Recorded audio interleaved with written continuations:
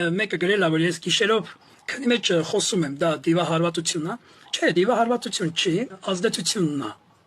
Դա էլ ազդեցությունն է։ Դա դիվահարված չեք,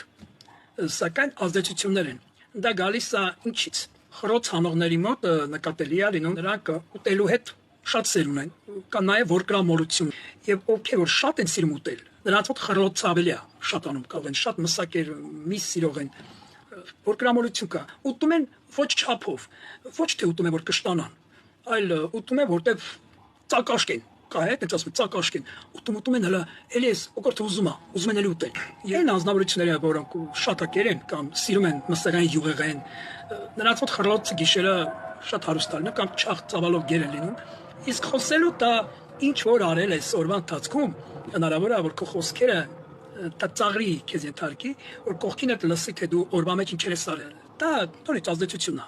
բայց ներսում չի, դա դիվահարվածություն չի, դա ազդեցությունն է։ Եվ ձեր մոտ խնդրեք, որ Սուրբ Հոգին ազատի ձեզ գիշերային խոսակցականից, որ չխոսեք։ Հետո ինչ վատ բաներ անում եք, հետևյալ ոգին, որ ձեզ առաջնորդն է վատ բան անելու, ձեզ գիշերը խոսացնում է, ու ձեր կողակիցն է թե ով այն ձեր կողքին լսեն։ Դու ինչեր եք արել ցերեկով։ Կարող է չասել թե գիշերով դու ես խոսացել, դու ես պատմել, դու ես ասել։ Անկամ մանր տվյալները գիշերը խոսում ես։ Ծաղրի առարկա է դարձնում քեզ։ Անից որ ազատագրվի Սուրբ Հոգու միջոցով, Հիսուսյանով ազատագրվի։